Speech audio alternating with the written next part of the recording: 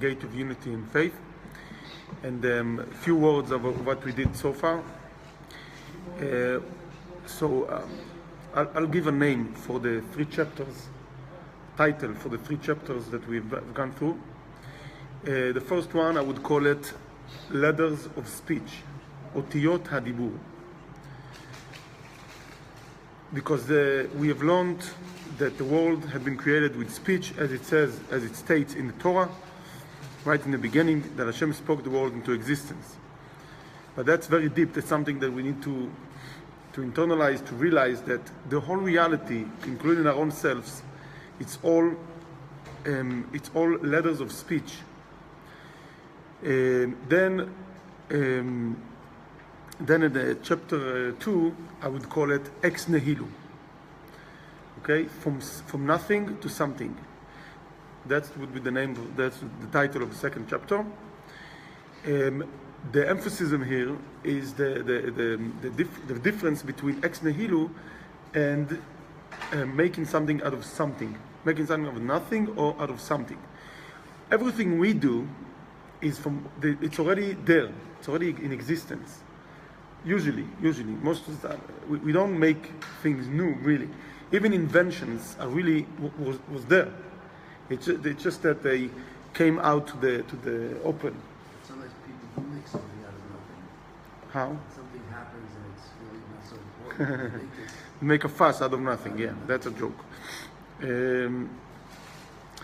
That's imagination. Yeah. Okay. Because we are used to we are used to think in terms of making something out of something. We make a table out of wood. We make something out of something that was there before. That's why it's kind of hard for us to, unless we wake up and realize that, listen, it's different. It's really different. But still, the concept of creating ex nihilo, it's not really from nothing. It's just a method of doing things.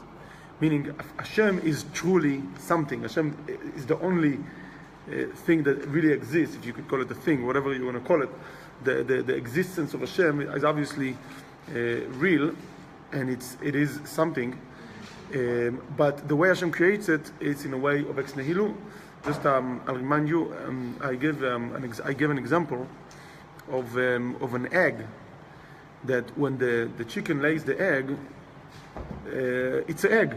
The existence of it, it's called the egg. At a certain point, it becomes a chick. It becomes a new life. In between, there is something that we call nothing. Okay, before there's an existence of an egg, and then there is the existence of a chick. What is in between? There's a point of time that there is nothing. It's not an egg, and it's not a chick. So that's the way Hashem created the world. He removed, He concealed His existence. So before it was Hashem, all of it was Hashem, was all Hashem. Then Hashem concealed His light. So that means right now there is nothing. That's how it's conceived by us as nothing. And then Hashem, from that nothing, creates us. But Hashem is continually recreating, right? Oh, right. So right. Is there a time when he stops breathing into us or speaking, so that? Of course not. If Hashem would even for a second stop talking us into existence, we would not be. So overall, Hashem speaks the world into existence.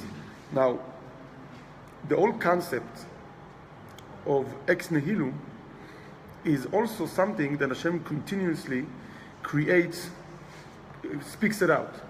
The nothing, the something, the whole process is the whole process from the only thing that is really there and it's not dependent is Hashem Himself. Other than Hashem Himself, everything else is dependent on Hashem. In what way?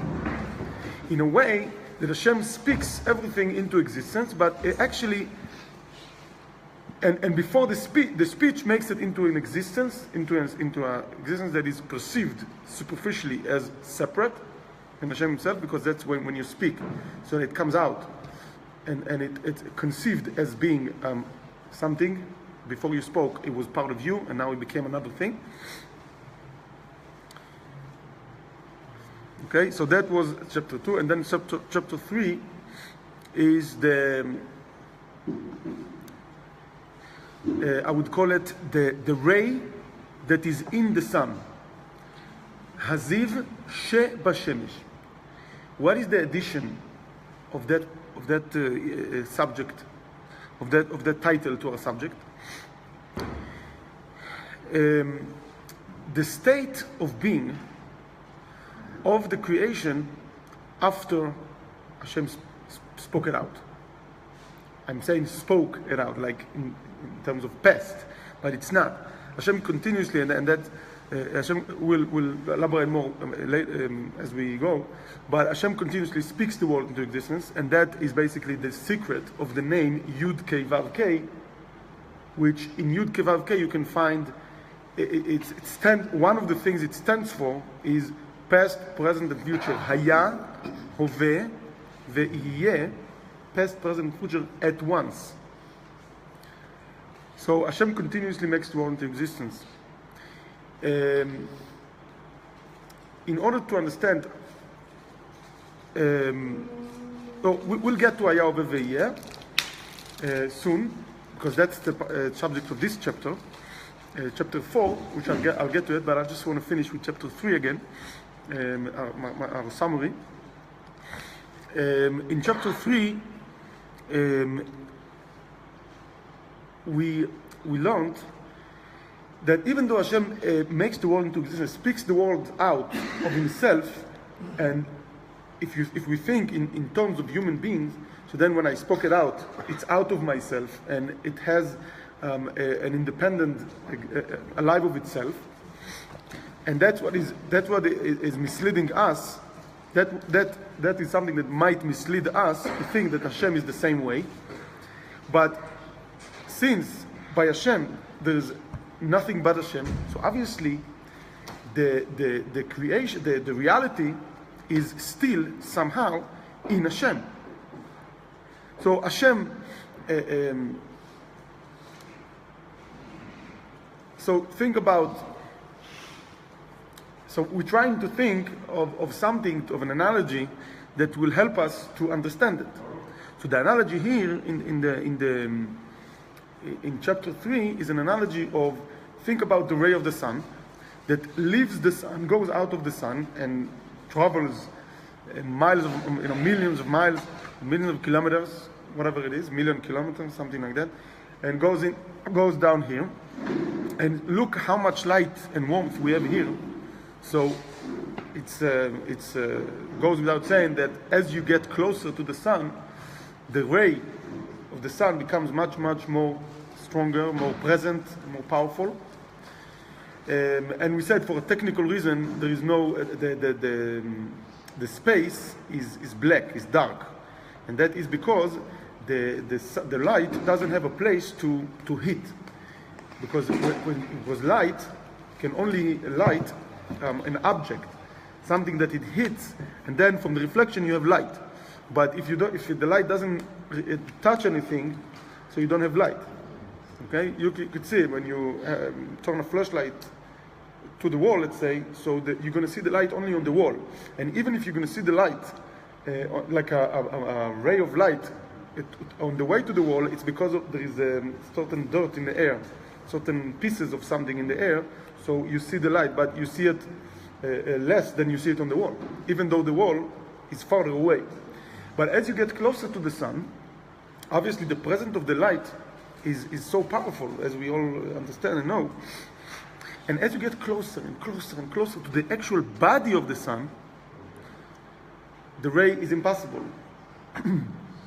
So how much more so in our logic, when you go into the sun, the ray of the sun should be so powerful, yet you don't see the ray of the sun. Why? Because the body of the sun occupies that space.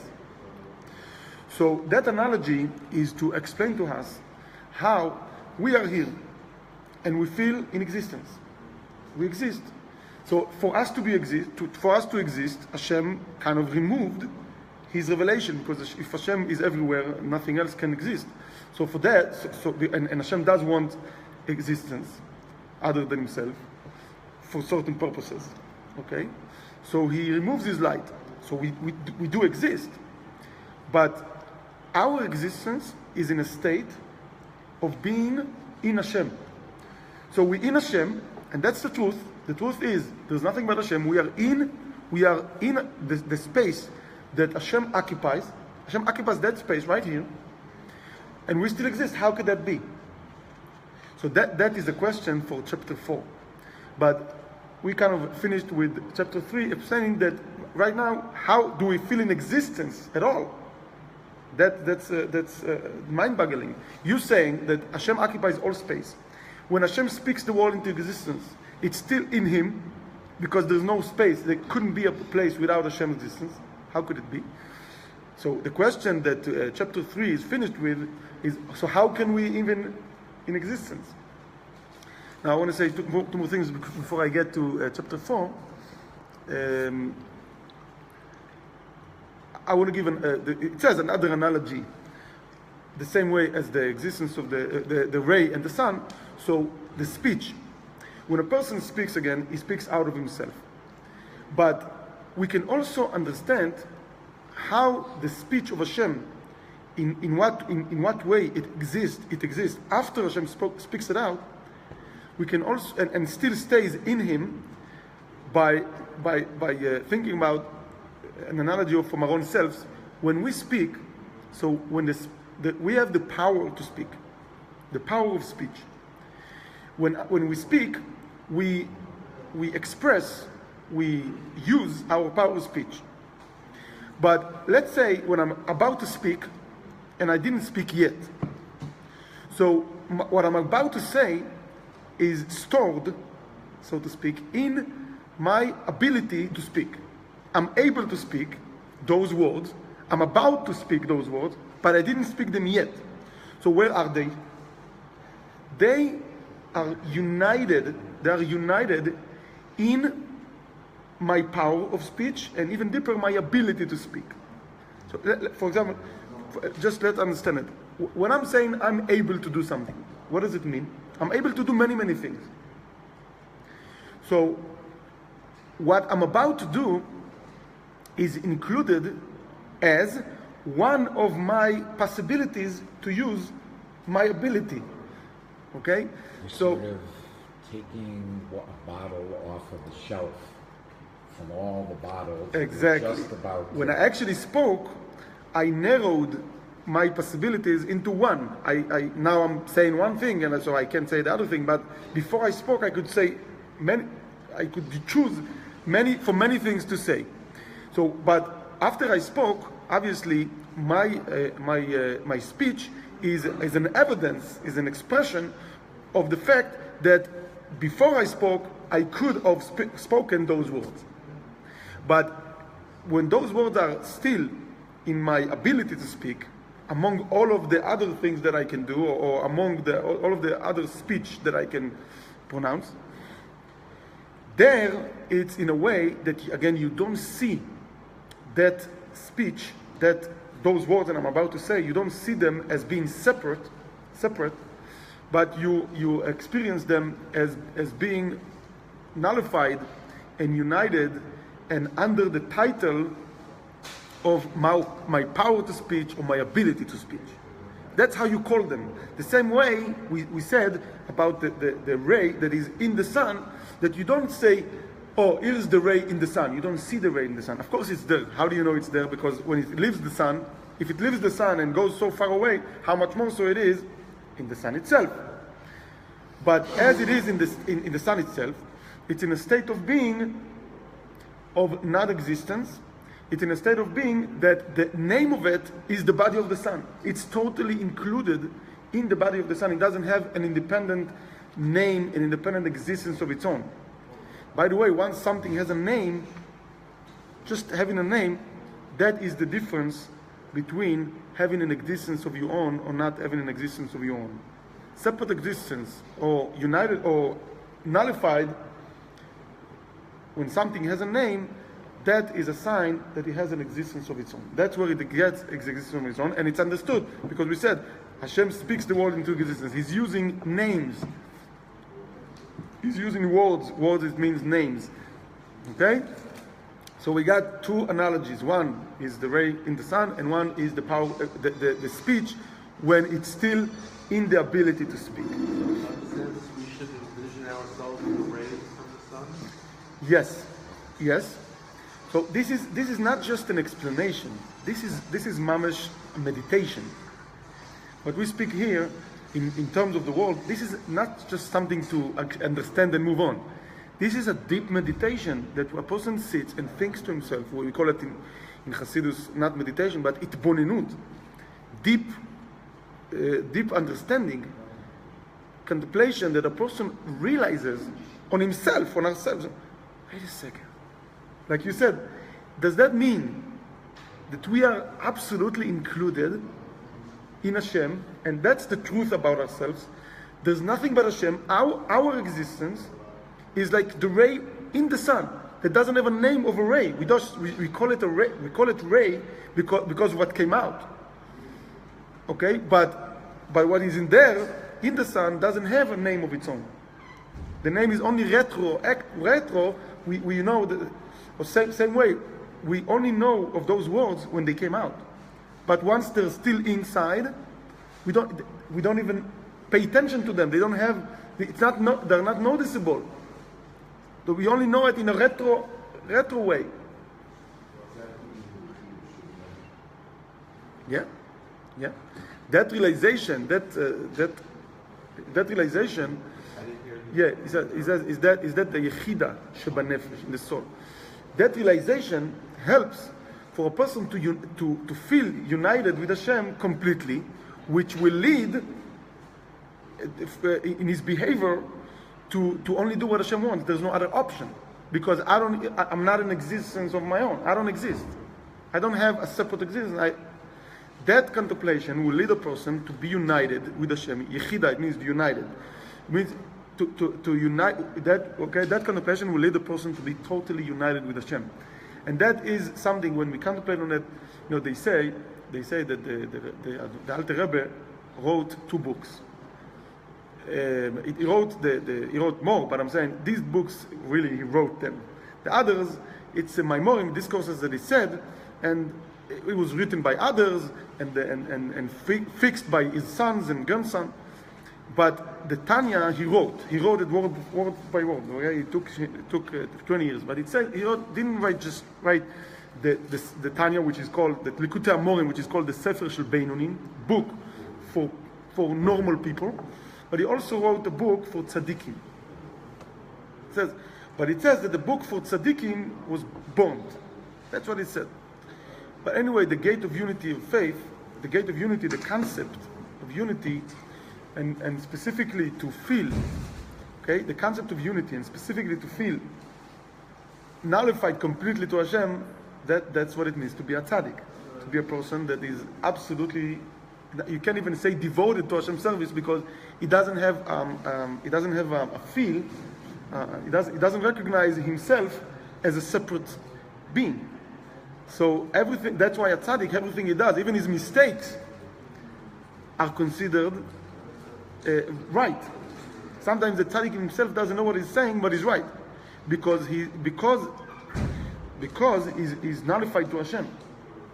So our goal is to do Torah, learn Torah, and do mitzvot to bring our light into Yes. but then to come back. So it's a Ratzi and Shu. Also, the what you said is you said that the purpose of Torah and mitzvahs is to become one with Hashem. So that would be an expression of a ratzon, of a will to become one with Hashem. So that would be from below to above, trying to ascend using the Torah and mitzvot. But now that's also true, but it's not the ultimate truth, and the ultimate goal is that Torah and mitzvot are going to be shov, meaning that performing the Torah mitzvot will be revealing Hashem come through our Torah and mitzvot, and Hashem, and then Hashem is revealed through us in the world. Okay, so, but either way, it's very interesting, because either way, Torah and mitzvot are the way to go. It's just that the different kavanot, it depends on the place of the person. Usually, it's always going to be the Torah and mitzvot. It's just that in Torah and mitzvot, you can have different kavanot. The ultimate kavana is that it's going to be shov. It's gonna reveal Hashem in the world, and not just a mean to ascend and to unite with Hashem. But in order to do the mitzvot in such a way that Hashem is going to be revealed through our Torah and mitzvot in the world, first a person has to have the ratzon. He has to want, and then eventually completely unite with Hashem. So it goes ratzon v'shov. Go up with Hashem. That's, by the way, during the day we have the davening, usually mainly shachris. Davening is ratzon. Davening is a time that we disengage from our input in the world. We ascend. We unite with Hashem, and including those kavanot, those intentions that we just mentioned, to become one with Hashem, to be nullified to Hashem, and the only thing exists is Hashem. Then you go back to your life, to your daily life, and it improves the way we do things, because then we do things in a divine way. We do things without our ego. Our ego is not in the way. Our ego itself becomes nullified to Hashem, and so on. So from time to time, we daven at least 3 times a day. Meaning, from time to time, we need to wake up. We need to realize that Hashem is the King. There's nothing but Hashem. Well, when we daven, we're being energized. We're recharging the battery. Right. Because our source of life is Hashem, and as we more in conscience of that, we are more alive. We are more powerful. We are more productive and efficient. That's what it means to be energized. Yeah. Okay, so now we go into chapter 4. So chapter 4, I would title it Or V'Kli. Lights and vessels. Orot V'Kli, lights and vessels. Meaning that so far we were saying that there's nothing but Hashem, and it sounds very very like Hashem, and that's it. But here we're going to learn that Hashem himself splits his power in the creation. At least, later on it splits into more and more and more and more. But there is an original split, like very fundamental split, which we call Chesed and Gevura, right and left. Okay, or light and darkness. It says, the chapter starts, it says about the sun. That's another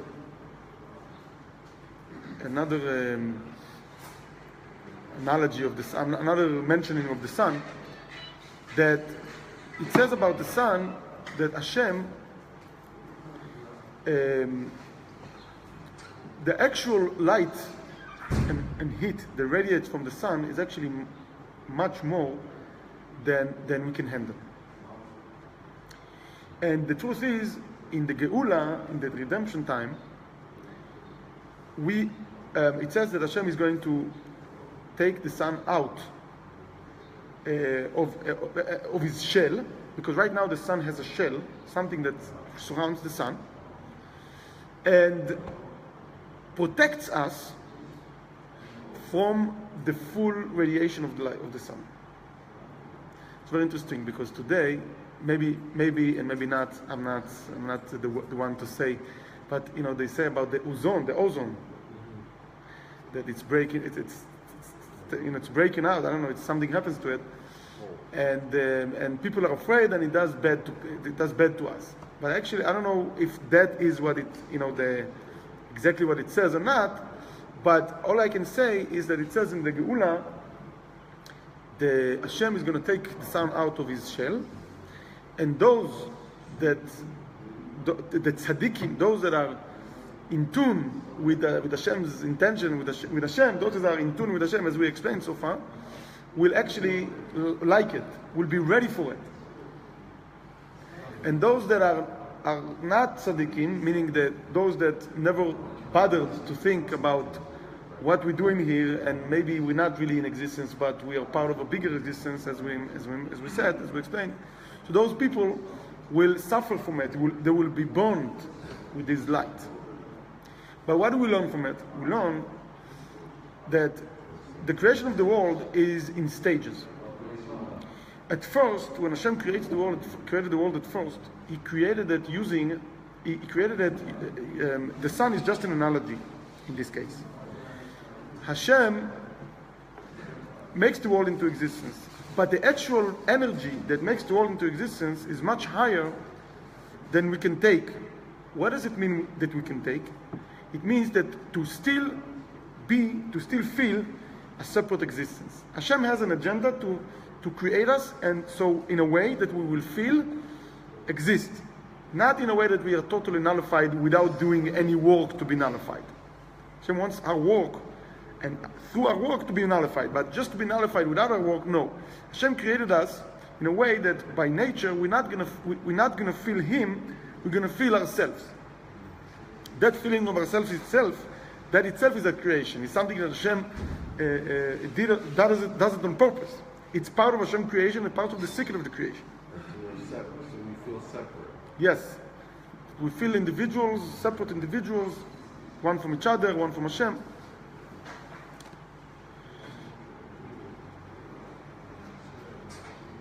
Also, we can call it the body and the soul. Okay, the matter and the energy, I guess, something like that. It's all relatively speaking, because each one of those scales, matter and energy, or light and vessel, or body and soul, each one of them is a different relation, and so it's not quite right. That's what it is. But same relations that you have with a software and hardware, whatever it is, okay, that it's not all software, it's not all hardware, it's a combination. But a man and a woman, different relationships, spirituality and physicality.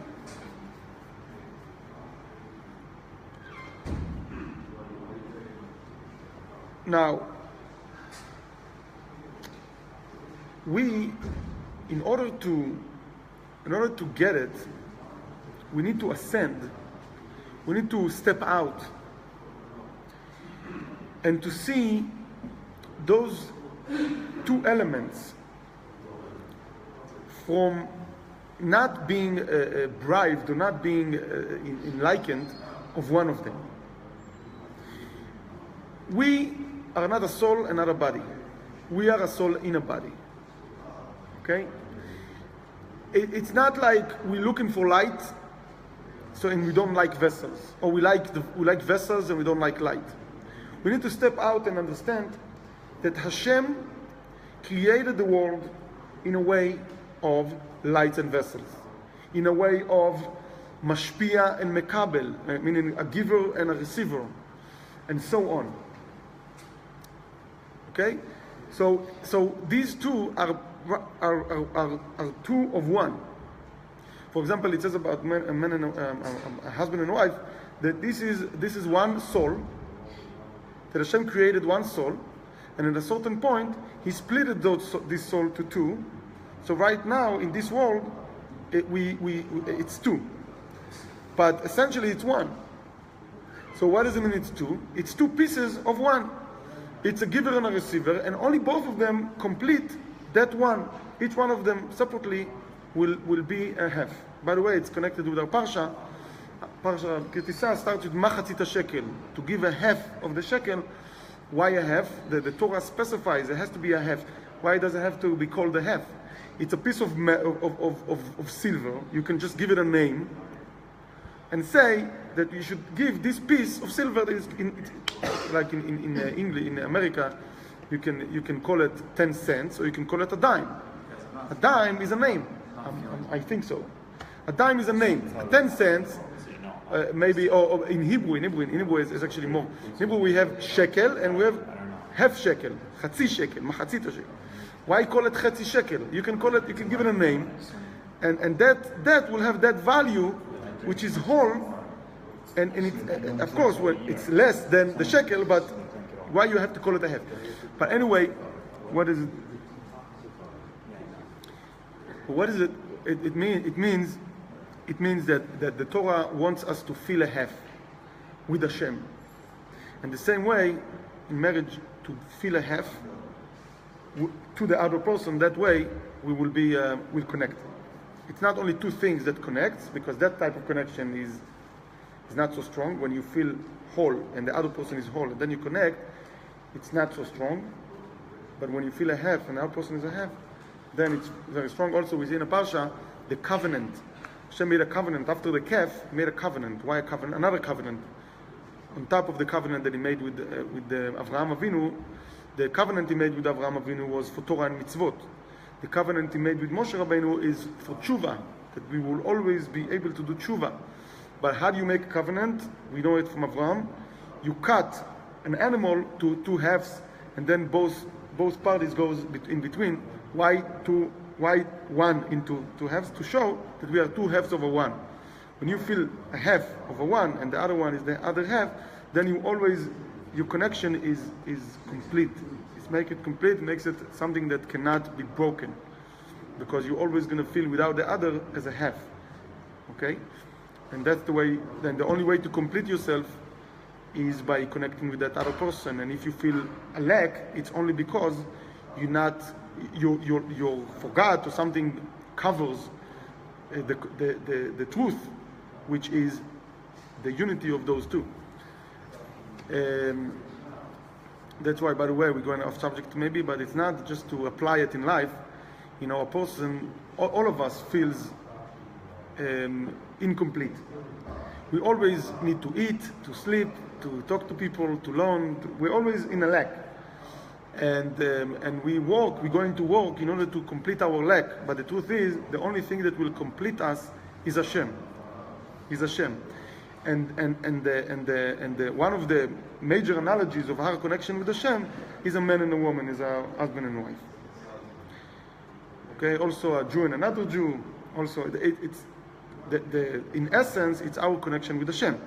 But Hashem, our connection with Hashem applies and manifests in reality through our relationship with each other, and so on. Okay, so basically, we're learning in this subject in chapter 4. We learn about the light and the vessel, and both of those two are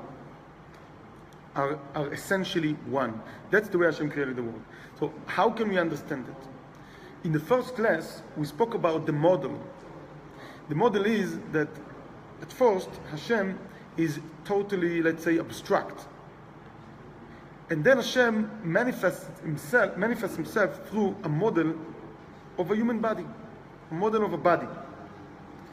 We call that body the world of Atzilut.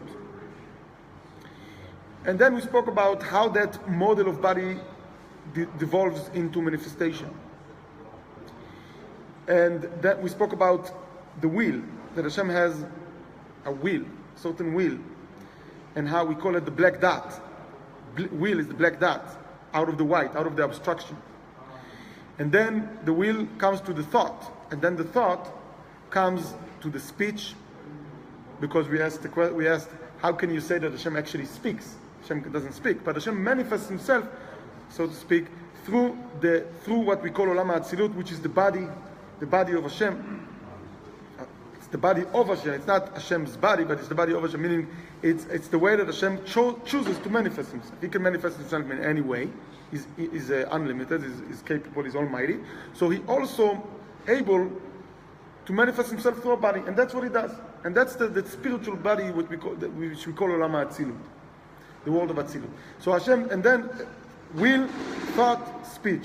So Hashem, the speech of the Olam HaAtzilut is, we call it Malchut de Atzilut, which is the lowest sphere of the world of Atzilut, the speech. We can see it in Patach Eliyahu, in a text of Patach Eliyahu, which we read before Mincha.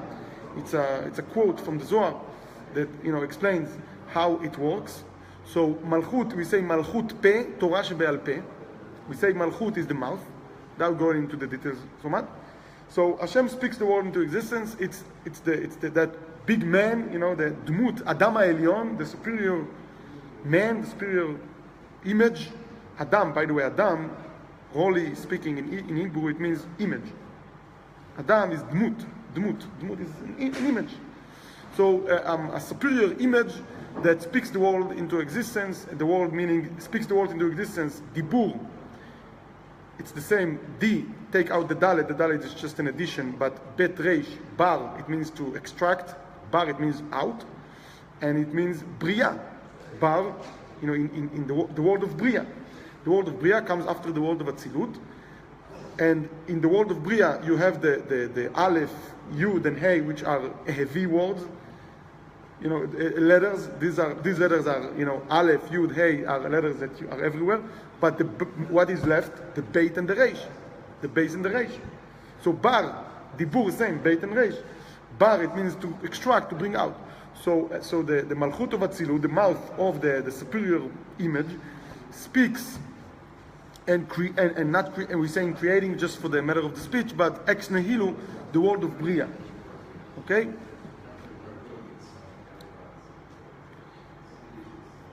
But we spoke about the will, the thought, and the speech.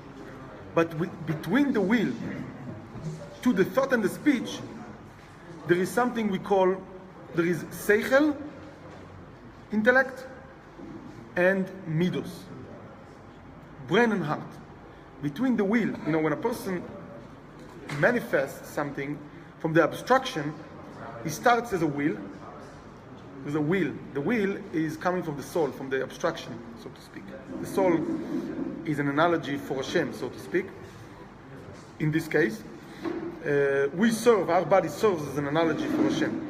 So from the abstraction comes a will. There's a projection of a will. And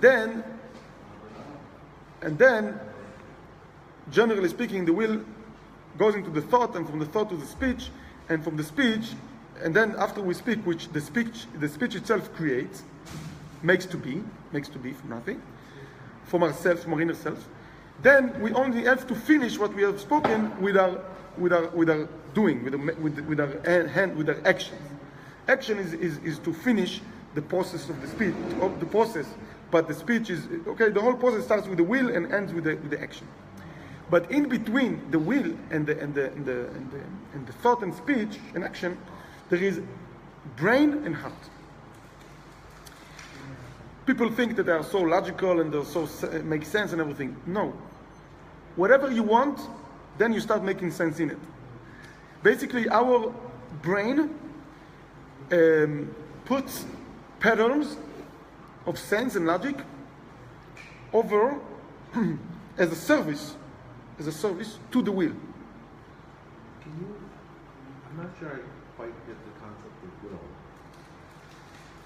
So I don't know if you can try to, it's an intellectual concept that I'm not sure that I'm not. Will is a revelation from the soul. Revelation. Is a revelation from the soul. It's a projection from the soul. It's like the soul. So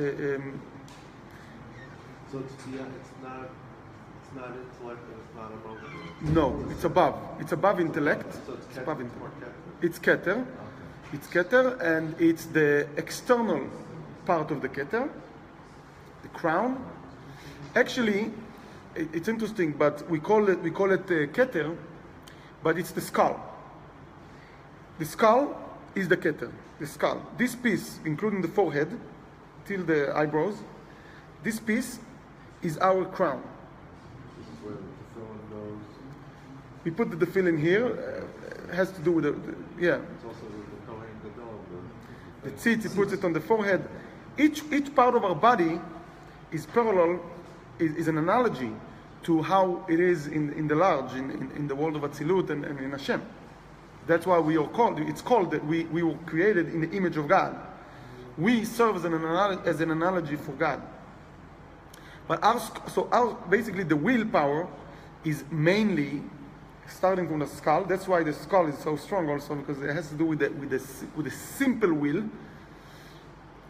Then the simple will, it's a process to manifest it, and it manifests through the brain, and then the heart, and then it goes back to the power of thought, and then speech, and then action.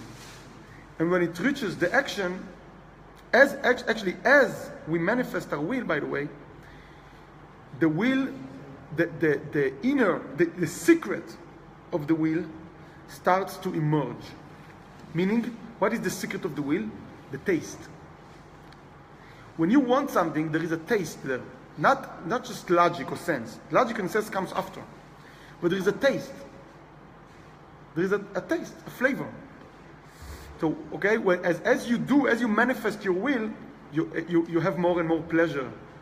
The taste becomes, you feel good, you're good and better as you manifest your will. And that's the pnimius aketer, which is the atik, the pnimius aketer, the inside of the crown, the pleasure that emerges as we manifest our will. But what comes first is the will. I want that. It's a projection from the soul. The soul is abstract, meaning it's almighty, so to speak. It's capable of wanting anything. And then there is a projection of a will, which is a black dot in the white. The white is the abstraction. The soul is white, so to speak. It's actually deeper than that. I'm just explaining for now. I'm using the analogy of the blackboard, the whiteboard. So the will is not filtered by your intellect or your... Exactly. In essence, the will is unlimited. Basically, I can want. I can want to be on the Mars right now, on the sun. Why not? I want. I'm not limited by my wills. Then the next thing that kicks in is the brain. So then the brain will tell me, okay, listen. Okay? Now, why am I saying it? It's important. Why it's important to know that the will is above the brain? Because let's say I want to be on the sun.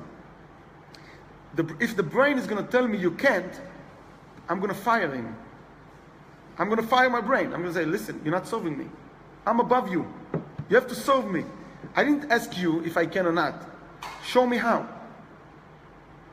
Okay, the how is your job. But don't tell me what to want. Don't tell me just because yes, it requires a lot of work.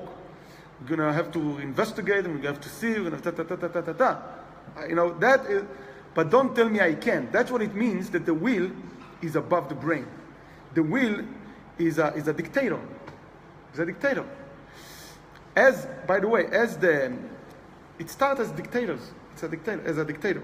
But as the flavor, as the taste comes out, the pleasure, it comes down. Meaning, if the brain shows, as the manifestation of the will becomes more and more into a full manifestation and complete manifestation, so the atik, the pleasure, becomes more and more revealed.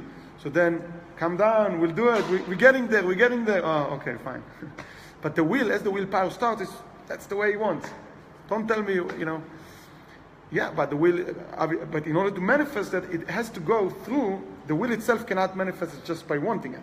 It's going through. That's our body. Our body is a model of manifestation.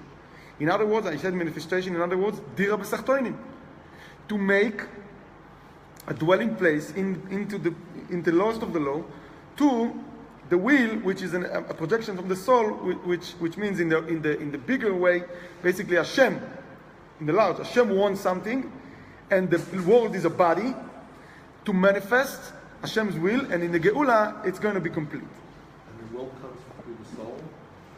The will comes from the soul. The will is They're separate. the will is an expression of the soul, on one hand. On the other hand, it brings the soul with it. When someone wants something, that's where his soul is drawn into what he does because he wants to do it. Okay, basically, if you want to do something, so your soul is going to be in it. If you don't want to do that, you just do it in an external way. I'm doing it, I don't want to do it, so your soul is somewhere else. That's why people have machshavot zarot in davening. They're everywhere else but what they do. But Hashem, when Hashem wrote the Torah, Hashem says, I myself wrote and gave. Anochi is initials of I myself wrote and gave, meaning that Hashem puts himself in the Torah. The Torah is the amusement of Hashem. That's what Hashem wants. So that's why Hashem is completely in the Torah. Invested in the Torah. It's absolutely in it. Okay, so that would be enough for today.